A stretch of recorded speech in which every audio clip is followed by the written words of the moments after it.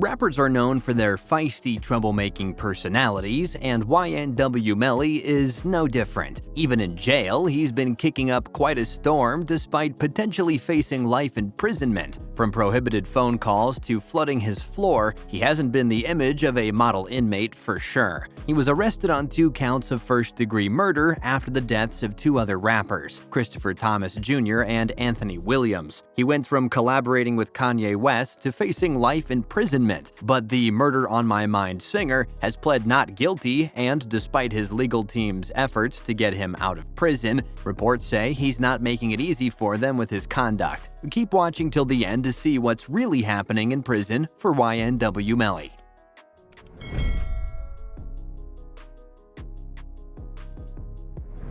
Interact with us. Subscribe and hit the notification button to be notified when we upload more content. Don't forget to leave a like and comment below. Also, feel free to suggest any type of videos you would like to see on this channel. Thanks. The only reason we know about the rapper's antics is because he contracted COVID-19 in April of 2020. That's right. When his lawyers started scrambling to get him out of jail for medical treatment, the prison released his jail discipline records, and they revealed all that has been going on behind bars. Apparently, Demons has been taking full advantage of his celebrity status and enjoying lots of privileges that other inmates can only dream to afford. Several people have been sending him money in prison, the most consistent ones being his mom, Jamie King, and manager Jameson Francisco. On average, the rapper spends $100 a week on snacks such as Oreos, stuffed jalapeno chips, honey buns, and flaming hot Cheetos. The report also stated that he often buys paper, reading glasses, and headphones. Between February 2019 and March 2020, he's reported to have spent around $4,000 on commissary items. The way he does that is he fills out a commissary form in which he checks all of the items that he wants. The prison has a limit of spending $80 on food and medicine a week and $80 on clothing. So, in total, inmates can spend $160 every week. But when he's not binging on snacks, he's busy meeting his legal team and other folks. The Broward County Jail only allows inmates in-person meetings with attorneys and religious ministers. He's been busy with his legal team trying to figure out his case, but a few fishy visitors have also stood out. The rapper was visited twice by members of the Trafficante crime family, also known as the Tampa Mafia. The 2 who visited him were twins David and Fred Morgenstern. The 2 were apparently involved in money laundering and eventually sentenced to prison. David was released in 2018 and now runs a nonprofit called Last Door Inc., in which he meets with inmates and discusses various topics around religion. He hasn't disclosed the topics he discussed with YNW Melly though, and just said that the rapper was very enthusiastic and energetic. Although you might want to know, the Tampa Mafia has been the most active in Cuba and Florida, and YNW Melly has a history of being involved with gangs as a kid. Some would say his meetings with David can be called suspicious. Apart from snacks and visits, Melly keeps his hands full by violating many jail policies. He's known to get into altercations with guards and inmates. This behavior strips him of his privileges like his commissary purchases, visitation, and recreation time. He's no stranger to solitary confinement thanks to these antics. The first time he got into trouble was only a month after being in jail on March 13, 2019, when he made a 3-way phone call that is apparently against prison policies and is categorized as disruptive conduct, for which he had to spend 30 days in solitary confinement. Just 2 months after this stint, he was charged with disrespecting a prison officer. The details of this incident weren't on the report, but we do know he had to spend an additional 20 days in solitary confinement for it. But that wasn't enough disruption for the rapper. Just a few months later, he decided to place a towel at the bottom of his toilet and flush continuously until the top and bottom of his unit were flooded. When he was apprehended, he admitted that he flooded the cell on purpose and even threatened the guards who handled him, claiming he had real lawyers who would eventually get him out anyway. He once again lost all his privileges and was sentenced to solitary confinement for 20 days. He even got 10 days of probation for all of this. He got into a brawl with 5 other inmates in February of 2020, and it took several deputies to try to break them apart.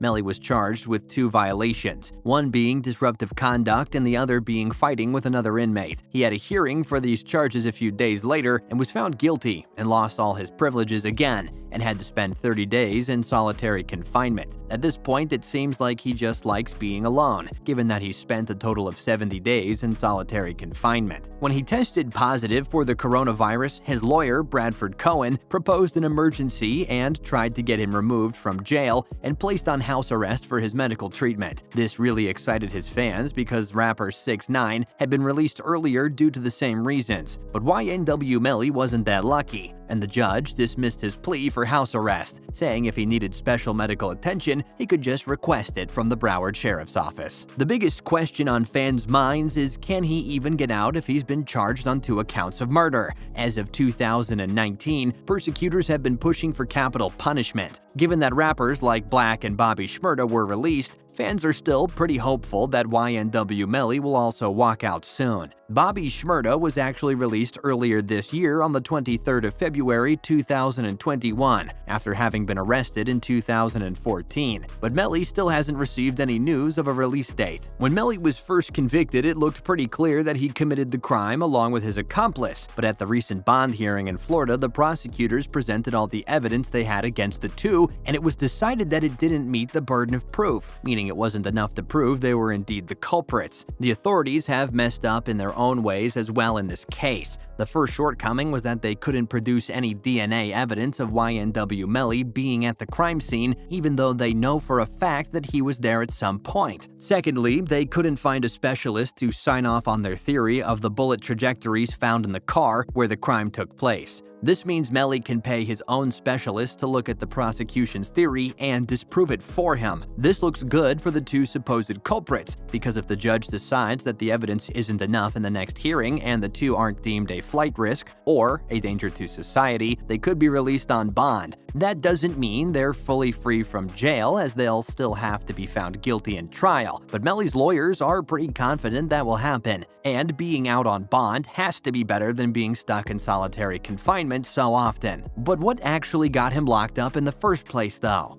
YNW Melly, whose real name is Jamel Morris Demons, is a rapper from Florida who was climbing high when he landed himself in prison. He first came into the limelight with his hit, Murder on My Mind, ironically. After that, he released Suicidal featuring Juice WRLD and Mixed Personalities featuring Kanye West. He peaked at number 8 on the Billboard 200 after he released his debut album, Melly vs. Melvin, in October of 2019. The deaths of his two compatriots were made to look like a drive-by shooting. Later, police unearthed evidence that linked YNW Melly to the crime scene, and it was speculated that he and another rapper, Cortland Henry, had collaborated to stage the crime scene and were the actual culprits. In March of 2019, Demons pleaded not guilty.